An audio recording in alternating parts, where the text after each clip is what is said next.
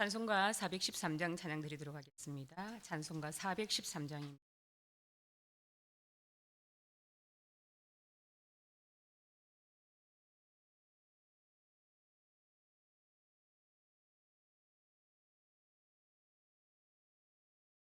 내 평생에 가는 길 순탄하여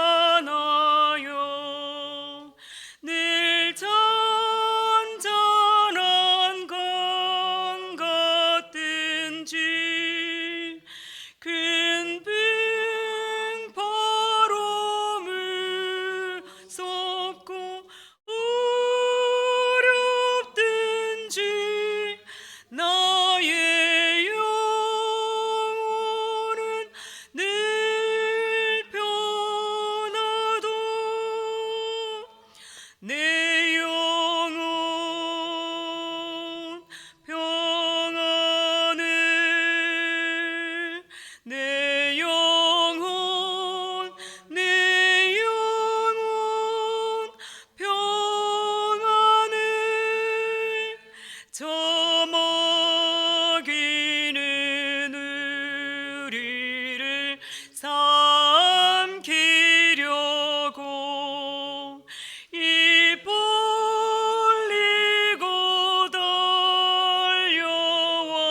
달려와도 주 예수는 우리의 대장되니 끝내서 와서 이기리라.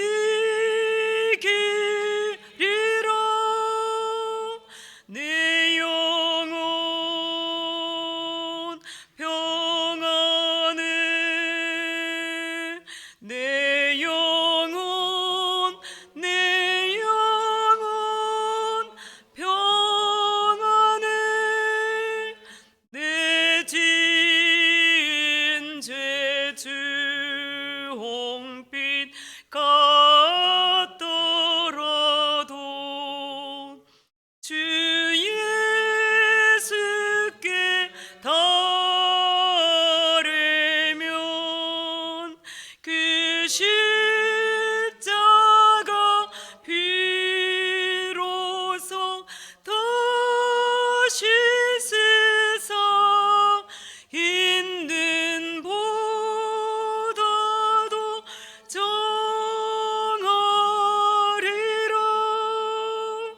내 영혼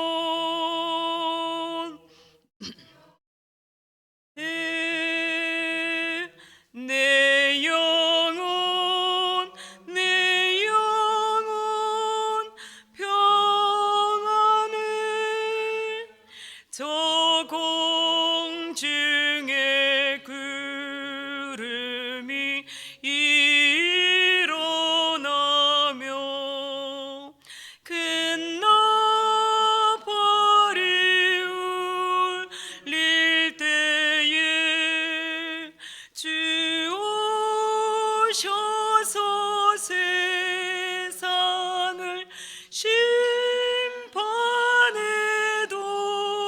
나의 영혼은 겁없으리. 내 영혼 평안을 내 영혼 평안을. 아멘. 신앙 고백 드리겠습니다. 나는 전능하신 아버지 하나님 천지의 창조주를 믿습니다. 나는 그의 유일하신 아들 우리 주 예수 그리스도를 믿습니다. 그는 성령으로 잉태되어 동정녀 마리아에게서 나시고 본디오 빌라도에게 고난을 받아 십자가에 못 박혀 죽으시고 장사된 지 사흘 만에 죽은 자 가운데서 다시 살아나셨으며 하늘에 오르시어 전능하신 아버지 하나님 우편에 앉아 계시다가 거기로부터 살아있는 자와 죽은 자를 심판하러 오십니다. 나는 성령을 믿으며 거룩한 공교회와 성도의 교제와 죄를 용서받는 것과 몸의 부활과 영생을 믿습니다. 아멘. 오늘 하나님의 말씀은 이사야 36장 1절에서 22절 말씀입니다. 너무 좀 길은 것 같아서요. 1절부터 10절까지 읽고 20절부터 22절까지 그렇게 읽도록 하겠습니다. 1절부터 10절까지 먼저 읽겠습니다. 히스기야 왕 14년에 아수르 왕 사네립이 올라와서 유다의 모든 견고한 성을 쳐서 취하니라. 아수르 왕이 라기스에서부터 랍사기를 예루살렘으로 보내되 대군을 거느리고 이사야 왕에게로 가게 하며 그가 윗모스도 곁 세탁자의 밭 큰 길에 서매 일기의 아들 왕궁 맡은 자 엘리야김과 서기관 셈나와 아사브의 아들 사관 요아가 그에게 나아가니라. 랍사기가 그들에게 이르되 이제 히스기야에게 말하라. 대왕 아수르 왕이 이같이 말씀하시기를 내가 믿는 바 그 믿는 것이 무엇이냐.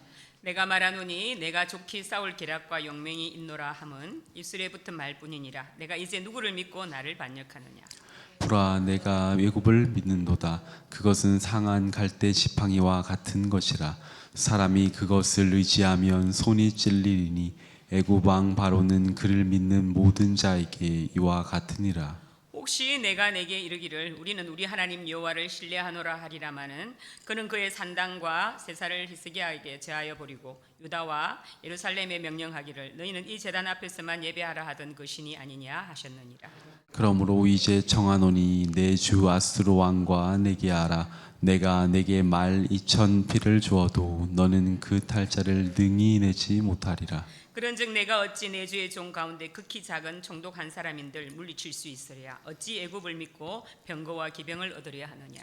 내가 이제 올라와서 이 땅을 멸하는 것이 여호와의 뜻이 없음이겠느냐.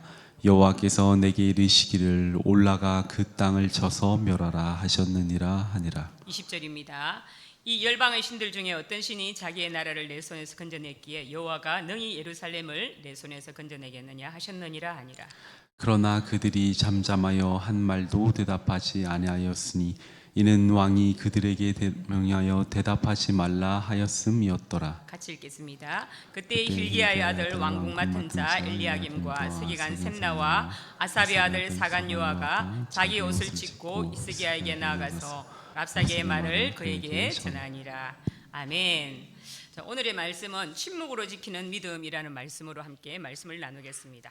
앞장 35장까지 말씀은 하나님의 예언의 말씀과 또 심판과 이스라엘을 구원하시고 회복시킬 것에 대한 약속의 말씀이었습니다. 그런데 36장부터는 다시 현실로 돌아와 보니 참으로 암담한 현실이 이렇게 펼쳐져 있습니다. 36장부터 39장까지는 히스기야 시대의 역사적 상황을 배경으로 하고 있는 내용입니다.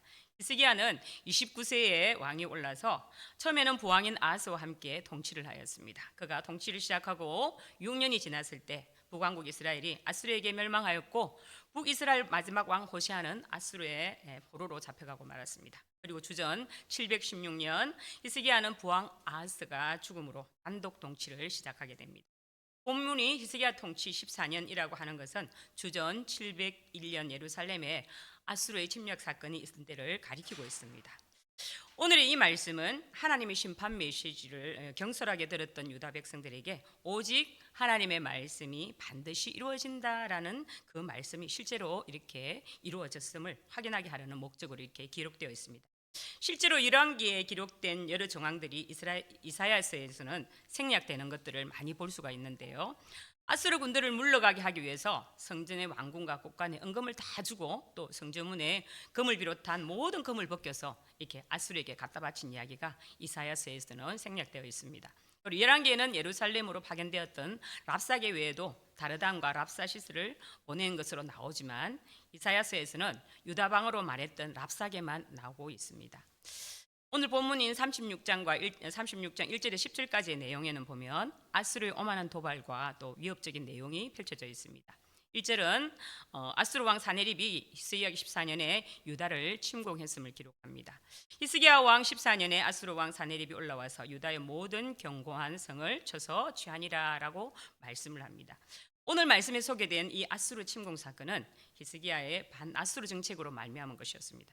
이 같은 아수르 침공의 결과 유다는 예루살렘을 제외한 모든 성을 아수르에게 점령당해 버리고 말죠. 그리고 이제 유다는 예루살렘 성만을 남겨둔 위험한 상황에 처하게 된 것입니다.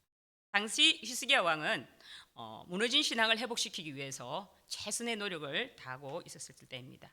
즉 당시 유다는 아하스 통치 시기의 불신앙의 잔재를 이렇게 씻고 또 신앙을 회복하기 위해서 나름대로 최선을 다했던 것입니다.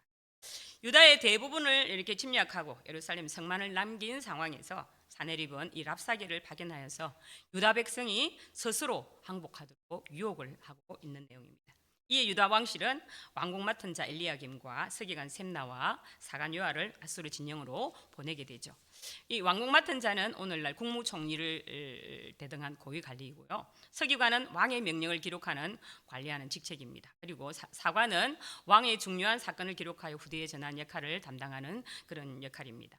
히스기야 왕이 보낸 이 사절단을 향해 랍사게는 거침없는 조롱과 힐책을 쏟아내고 있는 내용입니다. 4절부터 유다 백성을 항복시키기 위한 랍사게의 말이 시작되는데요. 그런데 랍사게의 말은 한마디로 이제 더 이상 유다 백성에게는 믿을 만한 것이 아무것도 없다고 이렇게 말을 합니다. 먼저 랍사게는 5절에서 히스기야에게는 아무런 능력도 없다는 것을 강조합니다. 그리고 유다가 애굽을 기대해도 소용없다는 것입니다. 싸울 용맹도 없으면서 너희가 무엇을 의지하느냐라고 말합니다. 그리고 6절에서 애굽을 믿느냐? 그것은 상할 갈대의 지팡이 일뿐이다. 그리고 7절에서는 너희가 의지하는 여호와 히스기야가 산당 제단을 다 없애버렸는데 그 신이 너희를 도울 수 있겠느냐라고 이렇게 이야기하면서 이렇게 종교 개혁마저 왜곡하여서 하나님에 대한 신뢰를 무너뜨리려 하고 있습니다. 무엇보다도 히스기야와 유다 백성이 섬기는 하나님 역시 이 상황에서는 어떠한 능력도 발휘할 수 없을 것이라고 모욕을 하고 있지요. 유다 자국의 힘은 너무나도 보잘것이 없어서 아수르에서 말 2,000피를 빌려준다 해도 그것을 탈자조차 내지 못할 정도라고 이렇게 비아냥거리고 있습니다. 심지어 10절에서는 자기는 하나님의 뜻을 받아 이 땅을 치러왔다고 거짓 주장을 펼칩니다. 랍사게는 어떻게 해서든지 유다 백성들로 하여금 스스로 절망케 하고 자포자기하게 만들고자 한 것입니다. 자, 그런데 여러분, 이러한 랍사게의 시도는 사단이 우리 성도들을 향해 내뱉는 말이기도 합니다. 사단은 끈질기게 성도로 하여금 스스로 낭망하며 절망하게 만들죠. 어느 누구도 자신을 도와줄 수 없을 것 같고 어떤 희망도 가질 것 없을 것 같은 불안한 마음을 심어주는 것입니다. 그리고 마침내는 이 절망에 이끌려 스스로 인생을 포기하게 하며 낙오자로 살게 하는 것입니다. 사탄은 언제나 우리의 자존감을 꺾고 우리가 의지하는 세상의 백그라운드를 조롱하며 궁극적으로 네가 믿는 하나님이 정말 살아있느냐라면서 영적인 회의감도 심어줍니다. 히스기야 당시 예루살렘을 침공한 이 랍사게의 말은 결코 가볍게 들을 수 없는 것이었고 실제 그 백성들로 절망하게 할 만큼 큰 위력을 지닌 것이었습니다. 이는 오늘 우리가 살아가는 이 세상에서 성도들을 절망에 빠뜨리는 사탄의 행사도 마찬가지죠. 그렇다면 이처럼 우리 이생을 절망에 빠뜨리려는 사탄의 계략 앞에서도 성도는 어떻게 해야 될까요? 무엇보다도 성도는 하나님의 말씀을 붙들어야 합니다. 하나님의 말씀을 붙들고 있을 때 소망을 꿈꾸게 하면서 절망을 이겨낼 수가 있는 것입니다. 사랑하는 성도 여러분, 하나님께서는 당신께서 아끼는 성도들, 사랑하고 복 주시는 성도들을 더욱 견고히 신앙의 터 위에 세우시기를 원하십니다. 아브라함과 이삭과 야곱에게 요셉에게 또 그리하셨고 또 모세와 여호수아 갈렙에게 그리하셨습니다. 그리고 다윗에게도 그리하셨으며 바울에게도 그리하셨죠. 그들 모두는 그야말로 큰 환난과 또 고난을 겪으면서 더욱더 견고히 하나님을 붙들게 되었고 그로 인해서 강하고 굳건한 신앙을 지닌 복된 삶을 살았던 것입니다. 오늘날도 하나님께서는 성도가 살아가면서 어려움과 환난을 경험하도록 하십니다. 왜냐하면 그 모든 과정을 통해서 하나님을 더 깊이 알아가게 하기 위함입니다. 6절 말씀을 보면 유다가 아수르 침공에 대비해서 애굽을 의지하는 것을 가리켜 랍사게는 애굽을 상한 갈대 지팡이라고 빗대어 말하고 있습니다. 그것을 의지하는 자가 당할 결국은 꺾어서 날카롭게 될 갈대가 손을 찌르는 것에 이렇게 비유하고 있죠. 앞에서도 지적했듯이 히스기야와 유다 백성에게 항복을 받으려 온 랍사게는 그들에게 어떠한 구원의 손길도 없음을 이렇게 외치고 있는 것입니다. 이 본절의 말씀은 특히 애국 군대를 의지한 것이 부질없는 것이며 또 도리어 더 큰 해를 불러올 것이라는 사실을 지적하고 있습니다. 오히려 성경은 세상의 조롱과 핍박 속에도 담대하라고 말씀을 하죠. 또한 이처럼 담대하게 신앙을 지킨 자에게는 야고보서 1장 12절 말씀에 이렇게 약속을 합니다. 시험을 참는 자에게는 복이 있나니 이는 시련을 견디어낸 자가 주께서 자기를 사랑하는 자들에게 약속하신 생명의 면류관을 얻을 것이기 때문이라 라고 말씀합니다. 생명의 면류관이 주어질 것이라고 약속을 하고 있죠. 우리는 이 사실을 명심해야 합니다. 세상이 뭐라고 말하든 흔들리지 말고 하나님 말씀에 순종하는 어려운 삶, 복된 삶, 승리의 삶을 살아가시기를 바랍니다. 10절 말씀을 보면 랍사게가 하나님을 이름을 빌어서 거짓말을 하는 내용이 나옵니다. 새변역 성경으로 제가 한번 읽어보겠습니다. 이제 생각하여 보아라. 내가 이곳을 멸망시키려고 오면서 어찌 너희가 섬기는 주님의 허락도 받지 않고 왔겠느냐. 주님께서 친히 나에게 말씀하시기를 이 땅을 치러 올라가서 그곳을 멸망시키라고 이러셨다라고 이렇게 말합니다. 그는 하나님께서 아수르 군대와 함께 하시며 또 그에게 유다를 공격하고 함락하라고 명하셨다고 이렇게 말하고 있습니다. 이것은 랍사게가 하나님의 이름을 덜먹이며 거짓으로 백성들의 마음을 뒤흔들기 위한 말입니다. 즉 그는 자신들의 유익을 위해서 하나님을 이용하고 있는 것이죠. 랍사게는 마치 자신이 하나님께 직접 계시를 받은 사람인 것처럼 말하면서 남유다 백성들을 흔들며 혼란에 빠뜨립니다. 이러한 발언은 우상 숭배자들의 왜곡된 신관에 대해서 비롯된 것이라고 볼 수가 있습니다. 우상 숭배자들은 자신들에게 힘이 있으면 신이 자신들과 함께 있다고 믿었고 자신들의 욕망에 맞지 않으면 신조차 조롱할 수 있다고 여겼던 것이죠. 그들에게 신은 섬김의 대상이 아니라 이용의 대상이었던 것입니다. 11절부터 20절까지의 말씀에는 세상의 언어로 전하는 회유와 협박입니다. 11절 말씀에 당시 유다 아수르 제국은 자신의 고유 언어와 시리아 언어인 아람어를 제국의 공통어로 사용하고 있었습니다. 더욱이 아람어는 당시 국제사회의 외교 언어로 쓰였기 때문에 유다 백성들 대부분은 그 언어를 잘 몰랐습니다. 하지만 정치가들과 사신들의 경우는 그 언어를 배워서 잘 알고 있었습니다.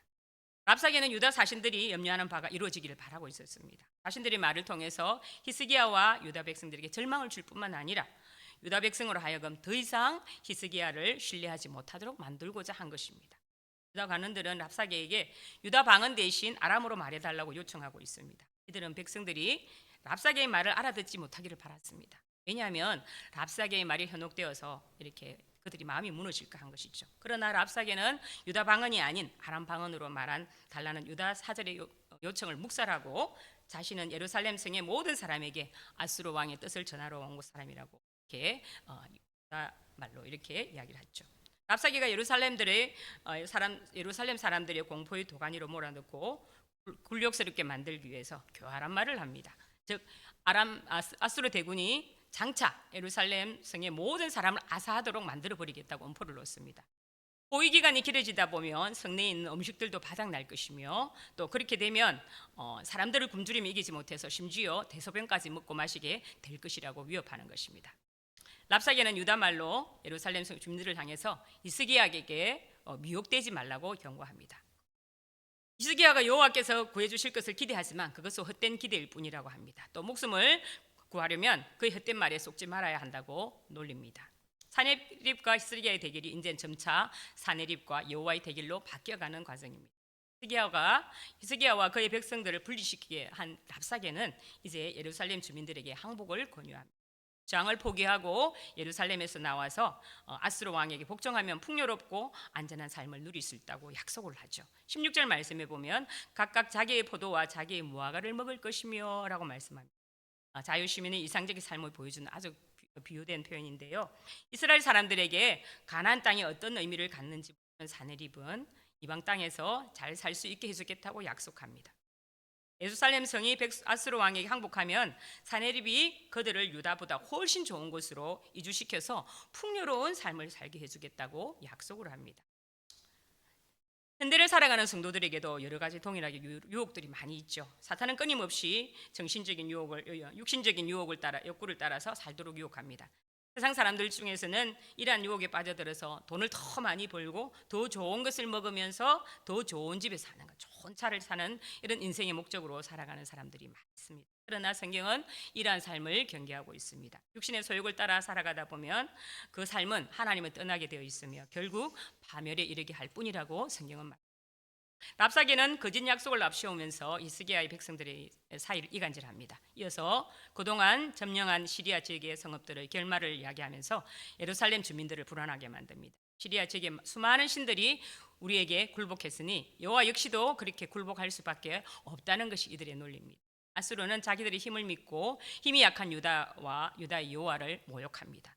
19절의 랍사게는 아수르 왕의 손에서 자기 백성을 건질 신들이 하나도 없다는 사실을 자신 있게 말하고 있습니다. 역시 여호와 역시 예루살렘을 건질 수 없다는 사실을 주장하기 위해서 지금까지 아수르 제국이 정복한 나라들을 자랑스럽게 열거를 하죠. 그러나 그들의 운명은 아수르 제국의 군대와 사내부의 결정에 따라서 좌지우지되는 것이 아니라 이스라엘 하나님 여호와의 섭리와 주권에 달려 있을 뿐인 것입니다. 21절과 22절 말씀은 침묵과 또 옷을 찢음으로 반응하는 위기의 현장입니다.